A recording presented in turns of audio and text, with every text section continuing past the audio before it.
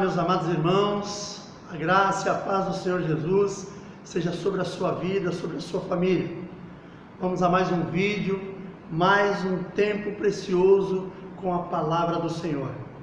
Quero convidar você que está assistindo este vídeo comigo, que você possa abrir a sua Bíblia, se você tiver uma aí fácil de você, que você abra no livro de Mateus, capítulo 25, nós vamos ler do verso 1 ao verso 13. Diz assim a palavra do Senhor: Então o reino dos céus será semelhante a 10 virgens que, tomando as suas lâmpadas, saíram ao encontro do esposo. E 5 delas eram prudentes e 5 loucas.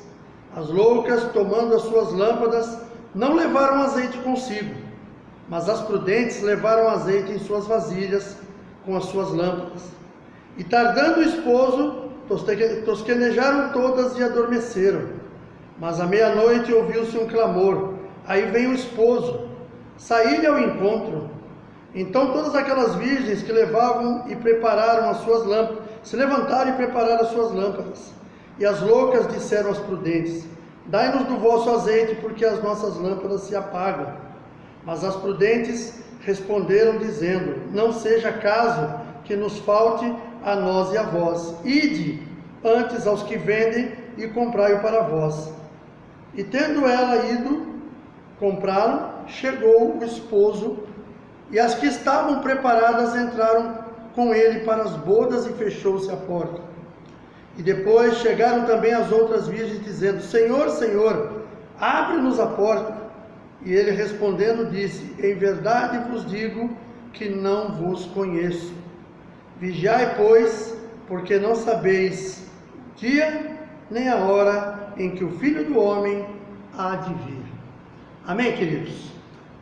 Eu queria trazer para nós uma palavra que será meditada em cima desta leitura que fizemos, que tem o título: Que tempo a igreja está vivendo? Que tempo nós estamos vivendo hoje na igreja? Pensa comigo. Eu sou de uma raiz cristã desde criança. Quando eu nasci, a minha família já, uma boa parte dela já era cristã, já eram membros de uma igreja, e eu, consequentemente, também, porque nasci dentro dessa família e vivi isso durante alguns anos da minha vida, antes de me desviar e voltar bem depois. Mas eu lembro, por exemplo, na igreja desse meu tempo passado, era uma igreja que havia um rigor diferente, era uma igreja que haviam conceitos diferentes. Hoje estão trocando os conceitos da igreja. Hoje muitas igrejas estão fazendo coisas que no passado não eram feitas. Mas a questão não é essa. Não vamos entrar também na questão de usos e costumes. Vamos entrar no que a palavra de Deus nos ensina. Então eu quero trazer aqui alguns tópicos para nós nesta mensagem, para nós entendermos um pouco como que a igreja de hoje está vivendo, e vamos entender se nós estamos certos. Eu acredito que em algumas coisas até tudo bem, mas tem outras que precisariam ser mudadas. E eu queria trazer como um pequeno tópico, primeiro tópico para nós, como igreja nos dias atuais, é o jeito que a igreja está vivendo. A igreja de hoje, ela vive com extrema falta de compromisso. Quando eu falo a igreja, não é o prédio, não é o ministério.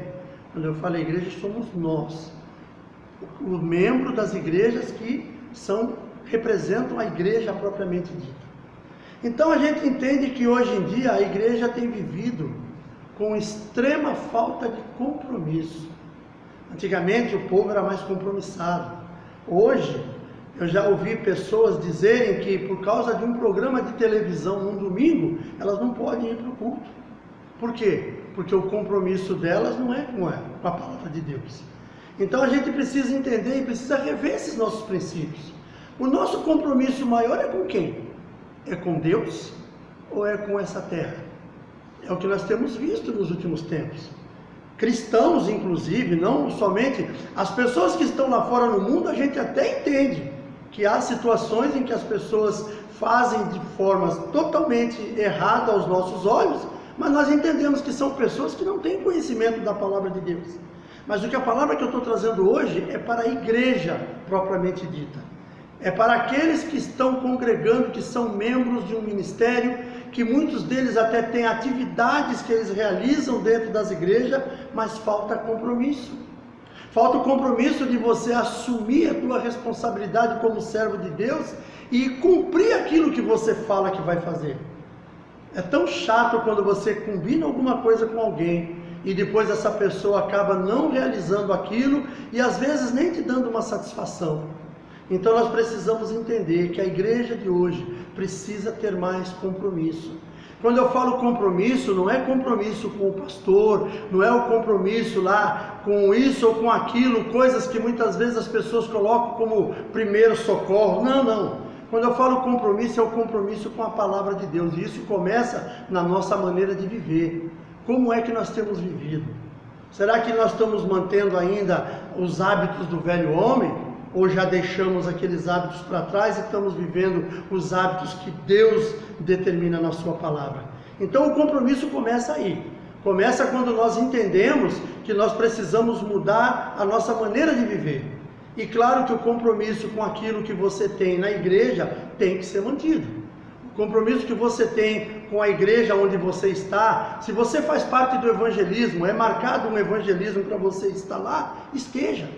Se você faz parte do louvor e está marcado um ensaio para o louvor, não pense que você é o melhor músico ou o melhor cantor da terra que não precisa ensaiar, você precisa estar junto.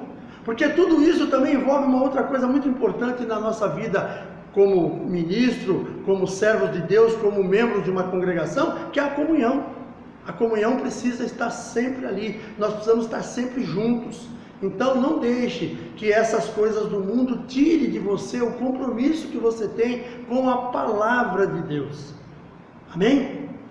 Outra situação que está acontecendo nos dias atuais é o esfriamento. As pessoas estão perdendo a sua fé, estão se esfriando, perderam aquela coisa do primeiro amor. Nós precisamos voltar ao primeiro amor, naquele tempo quando você chegou na igreja e que você fazia tudo para estar junto com os irmãos, você fazia tudo, você não faltava num culto, você não faltava numa célula, você não faltava num evangelismo, você não faltava no exemplo, estava sempre lá, alegre, feliz, louvando, adorando a Deus, e hoje você já não tem mais esse mesmo, esse mesmo empolgação, ou seja, passou aquele momento do primeiro amor, agora começa a entrar numa realidade que você começa percebendo que você está voltando, sentido contrário, voltando de encontro à velha vida que você vivia. Então vamos pensar um pouco nisso também, como a igreja de hoje está vivendo. É muito importante que a gente entenda esta mensagem. A igreja não pode se adequar ao mundo, tem que ser ao contrário. O mundo precisa se adequar à igreja. O mundo precisa aprender o que a igreja tem ensinado. E eles vão aprender através de quem? Através de mim e através de você, com as nossas atitudes, com a nossa maneira de viver. Amém, queridos? Uma terceira situação. Estamos vivendo hoje, a igreja vive hoje em extrema prática do pecado. Já vi pastores falando que ele soube de membros da sua igreja que estão num culto maravilhoso, num domingo de Santa Ceia. Jovens estão ali, participam de diversos departamentos, participam de louvor, participam de intercessão, são pessoas que são líderes de células, são pessoas que têm compromisso, entre aspas, com a igreja, e ao final de um culto de Santa Ceia, essa pessoa sai e vai para uma festa mundana. Ou pior ainda, pega a sua namorada e vai para um motel. Escutei pastor falando isso. Escutei pastor fazendo essa declaração. Ele não dá nomes, eu também não digo que igreja foi, de onde é esse pastor, mas eu ouvi pastores fazer isso. Eu já escutei falar de coisas muito piores, mas vamos deixar para lá. Mas o que é isso? Isso é a extrema prática do pecado dentro das nossas igrejas, no meio do povo de Deus. Nós sabemos que o nosso Deus é poderoso, justo, mas nem por isso nós temos o direito de viver de qualquer maneira. Temos que viver segundo a palavra de Deus. Então, queridos, vamos olhar para isso aí. Pensa antes de tomar qualquer atitude, pensa se Jesus aprovaria aquilo que você está querendo fazer. Não deixe, sabe, para você pensar nisso depois que já fez. Pense antes, corrija-se, saia da presença do mal. Se você percebe, você meu irmão, você minha irmã, que são um casal, que fazem parte de uma igreja, são namorados ainda, evitem ficar sozinhos. Procurem sempre que estiver junto com família, porque um dia vocês, se for essa a vontade de Deus, e vocês estiverem trabalhando para isso, vocês vão casar, vocês vão viver a vida de vocês, vocês vão ter tempo para ter muitos prazeres juntos, mas por enquanto, espere no Senhor. Eu tenho visto casais que esperaram no Senhor, que coisa linda. Sabe, você vê pessoas, você vê a alegria daquela pessoa, da alegria do casamento daquela pessoa. São pessoas que realmente entenderam o que a palavra de Deus explica e elas seguiram em frente. Uma vez eu conversando com um menino, um jovem, que estava noivo, ele falou para mim: meu irmão, tem momentos que eu estou com a minha namorada, eu vou levar ela no portão de casa depois da igreja. Às vezes a gente começa a ter um contato mais próximo um do outro, de repente, ou eu ou ela percebe alguma coisa, a gente fala: olha, vamos parar por aqui, vai para casa que eu também estou indo, amanhã outro dia tem que trabalhar. E eles cortam na hora aquilo ali. Não é fácil fazer isso, eu confesso que não é. Eu entendo que o ser humano tem vontades, tem desejos que realmente precisam ser seguros, mas a gente sabe que se você não tiver a atitude de se afastar, você vai acabar pecando. Imagina, por exemplo, um jovem parado na frente de um computador, num momento que ele está sozinho e ele aparece uma figura que insinua a ele entrar num canal pornográfico. Se ele permanecer com aquele computador ligado, se ele permanecer ali, mesmo que ele mude naquele momento até de site, mas a tendência é a mente dele trabalhar para ele voltar. Por quê? Porque o inimigo sabe onde atinge. Então, você precisa fugir das coisas que estão aparentemente tão mal para você. Não fique ali. Como eu falei, um casal que estão namorando, se eles percebem que ali, aquele momento deles está muito solitário, os dois estão muito sozinhos no momento, às vezes é dentro de casa, saiam fora. Não permaneçam, porque a tendência ali é o erro, é o pecado. E depois do pecado consumado, queridos, aí vem os prejuízos depois. Então nós precisamos tomar esse cuidado.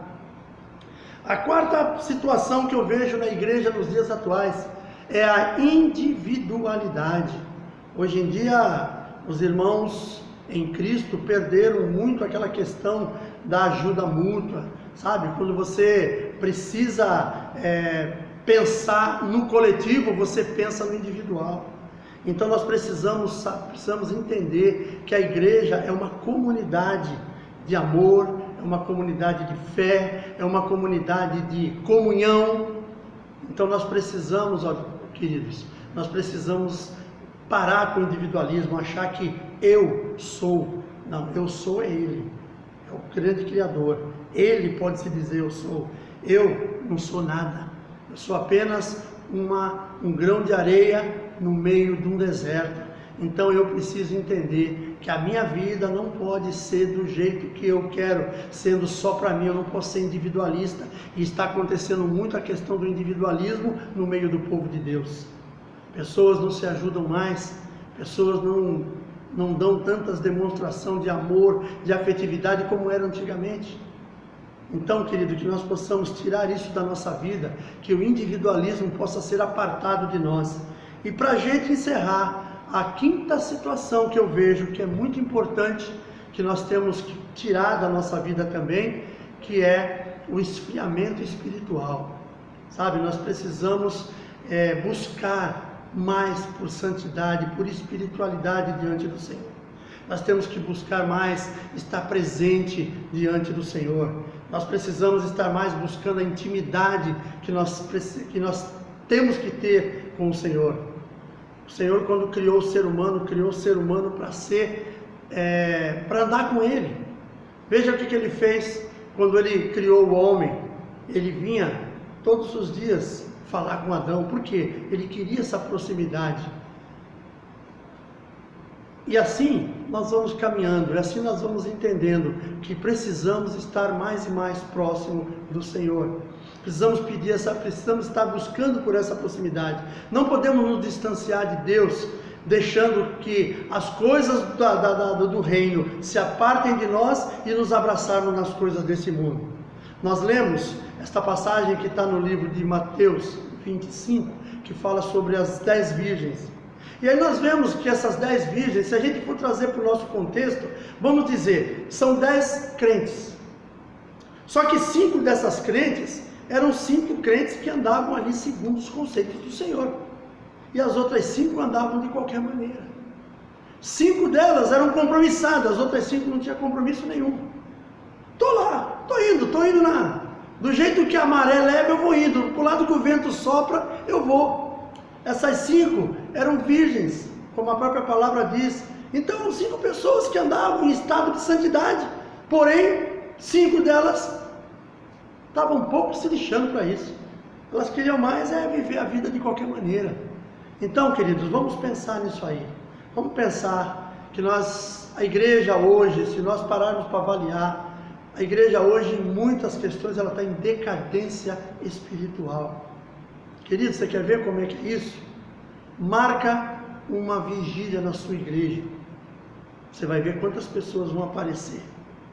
Agora marca um show gospel, onde vai vir um cantor, daqueles cantores de renome, que a gente nem sabe como essa pessoa vive. Às vezes, na mídia, é um santo homem de Deus.